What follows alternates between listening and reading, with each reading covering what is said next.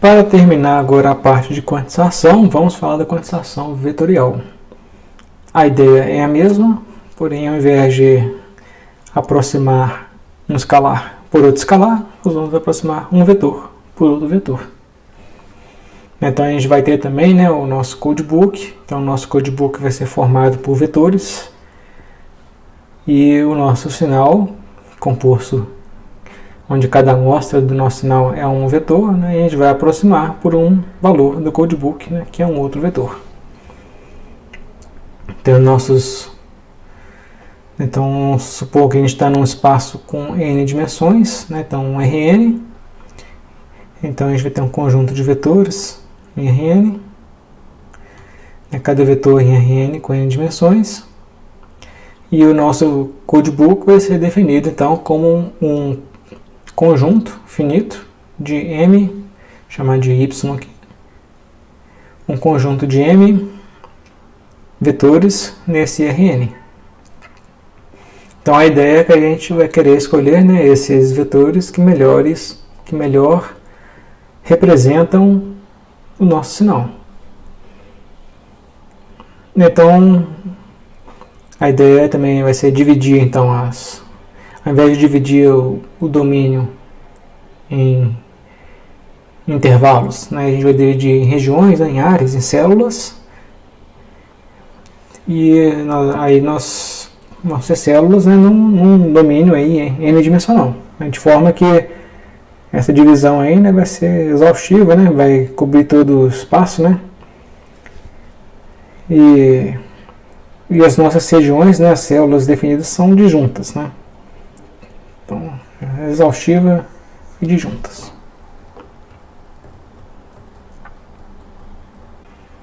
Da mesma forma que no caso escalar, a gente pode também definir, né, a distorção, né, como sendo o valor esperado aí, né, a gente quer um erro de quantização que seja o valor esperado de uma determinada medida de distorção. Então, como a gente está trabalhando num espaço Rn, n-dimensional, a gente pode usar, por exemplo, a distância euclidiana com uma métrica para medir a distância entre os vetores.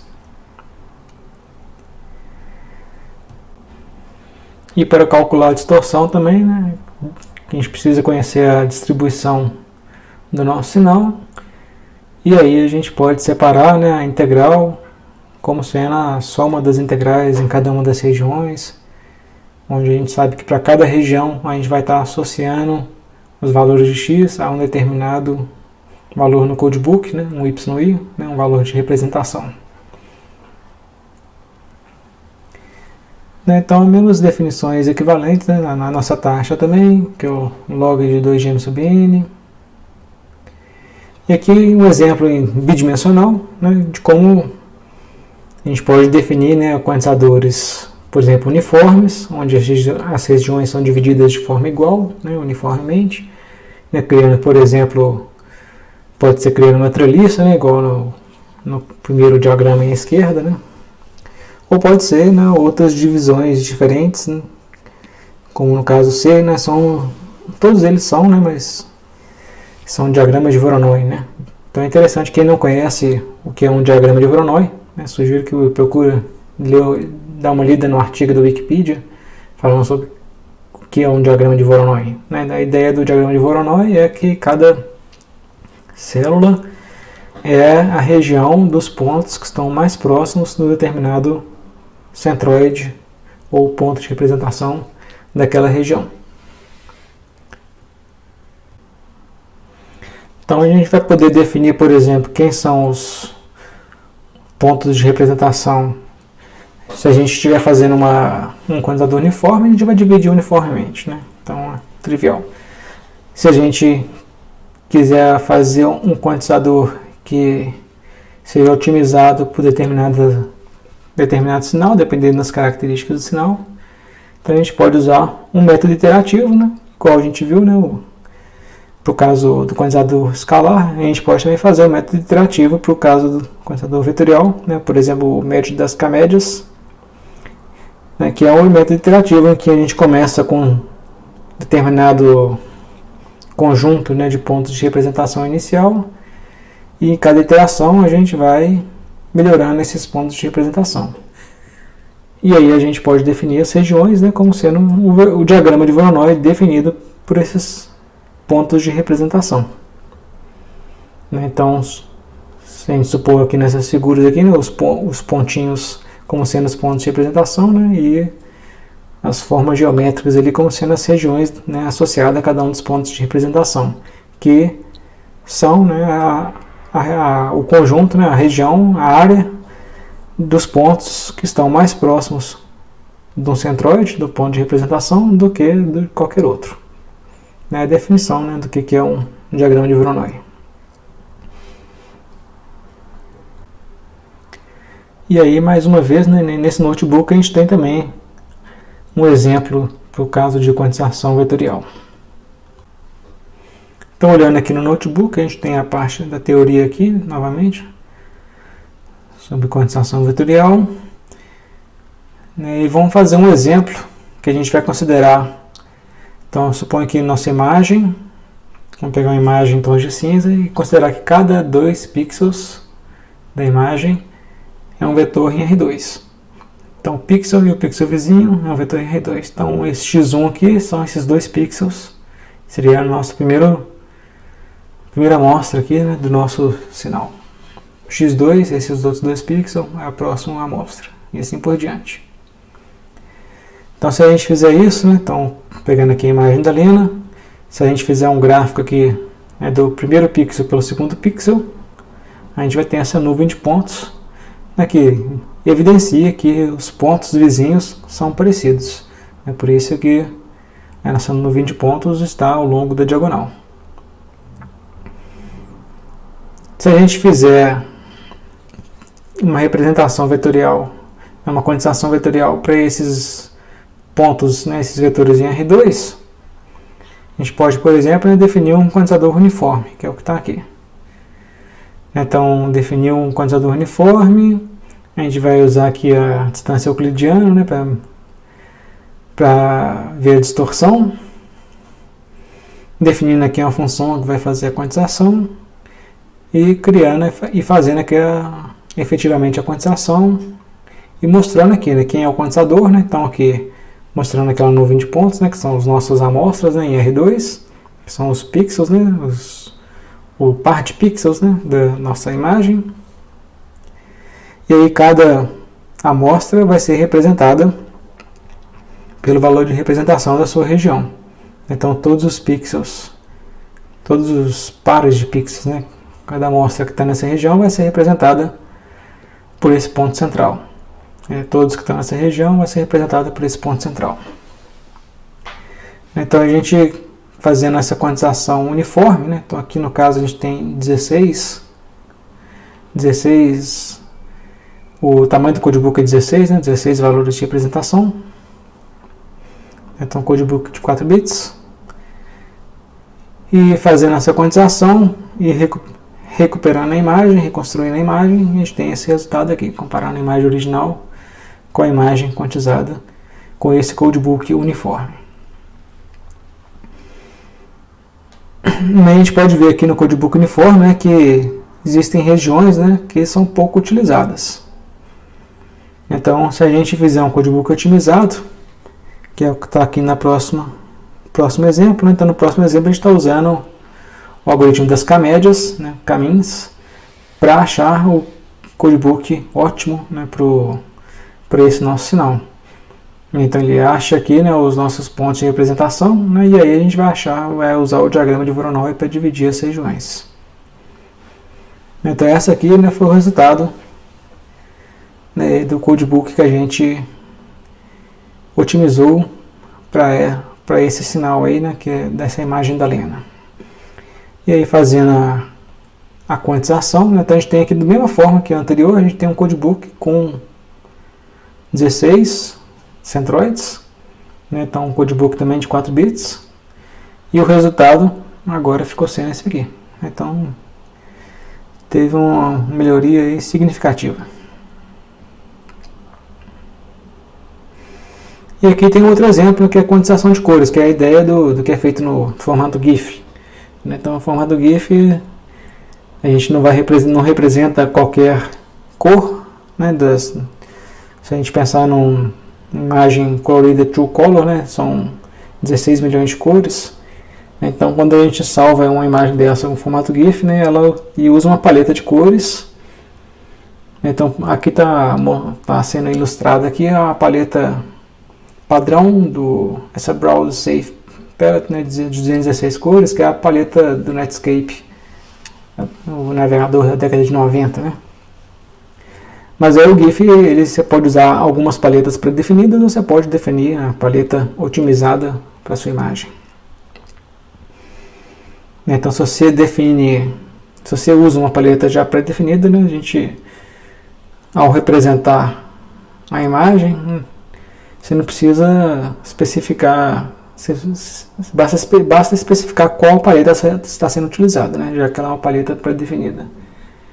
Se é uma paleta otimizada, será necessário também, né, armazenar essa paleta nas informações, né, no cabeçalho da imagem, para que depois, no momento de decodificação, né, a gente consiga descobrir qual que é a paleta de cores que está sendo utilizada.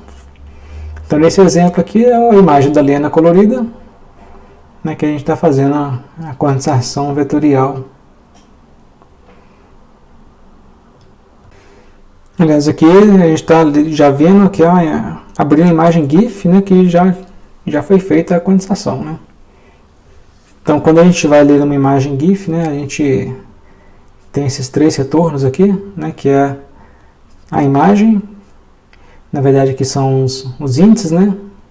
São os índices para a paleta de cor. Então tem a paleta de cor também.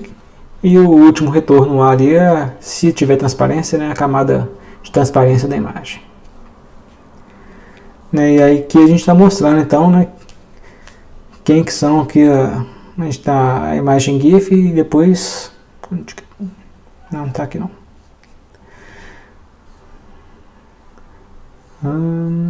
No próximo exemplo que tem mostrando a paleta de cores.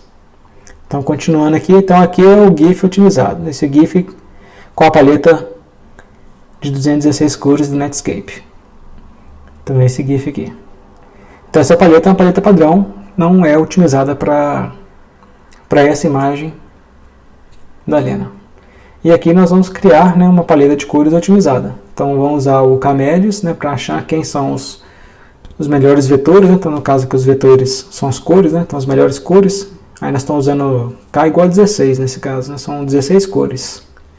Então, escolhendo as 16 melhores cores, né? Vetores em R3, né? Que melhor representam essa imagem. E aí, né, a gente vê aqui na direita, né, o resultado ao realizar essa quantização vetorial aqui no domínio das cores.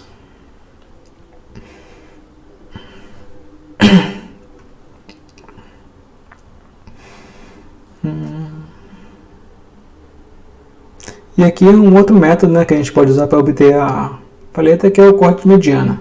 Então, a ideia do corte de mediana é a gente ordenar, né, os nossos vetores e depois, né, sempre cortando ali na mediana, né, e dividindo a mediana e fazendo, e até a gente ter o número de divisões, o número de intervalos que a gente quer, né, para o nosso codebook, né. Então, dependendo do tamanho do codebook, a gente vai fazer tantas divisões na mediana, e aí o valor médio, né, de cada uma das regiões vai ser o valor de representação que a gente vai selecionar para cada uma das regiões ali.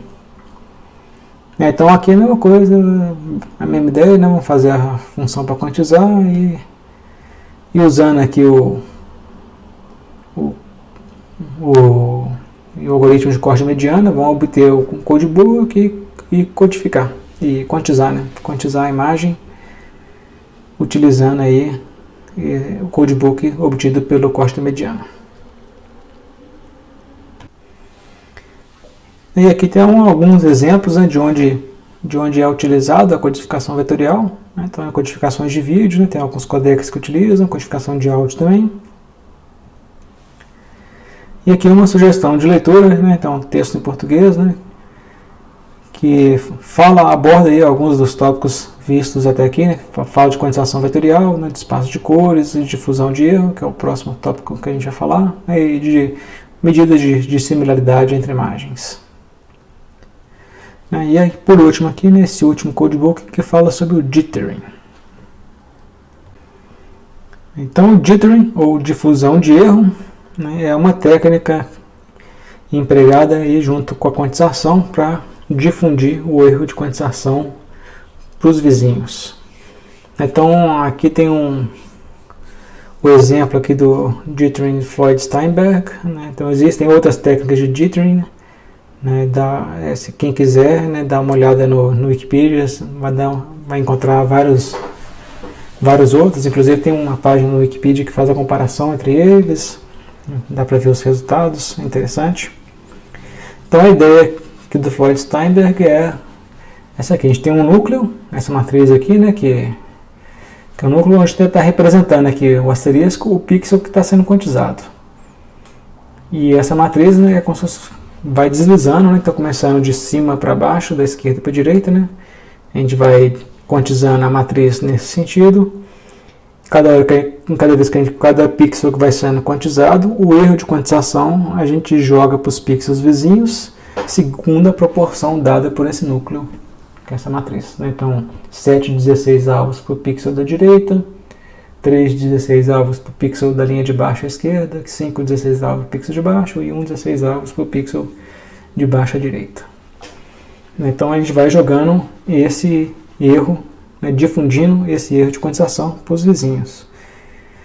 E a ideia, né, é que ao fazer isso, a gente consegue eliminar aquelas bandas que aparecem na imagem quando a gente faz a quantização, né, principalmente quando tem um número pequeno, né, quando o quantizador de poucos bits, né, a gente acaba, ao fazer a quantização da imagem, quando a gente tem um codebook pequeno, acaba gerando bandas, né, que dão aquele efeito desagradável na imagem. E ao realizar o Dithering, né, a gente aqui tem um exemplo, no caso aqui da codificação com 1 bit e aqui com mais bits, que 2 bits. Então ele gera esse efeito granulado, né, que cria essa sensação, né, essa ideia de cores intermediárias que na verdade não existem na imagem. Então depois, né, recomendo dar uma olhada aqui nesse notebook, né? Então tem aqui o algoritmo de Floyd-Steinberg implementado no Octave, né, aqui a função para fazer a quantização vetorial, a quantização uniforme, né, e aqui aplicando, né, aqui o Floyd-Steinberg e aplicando na imagem, né. E aqui o resultado. Então a primeira função é para o binário, né? Floyd-Steinberg binário, para codificação binária, e o próximo aqui é o genérico, n bits.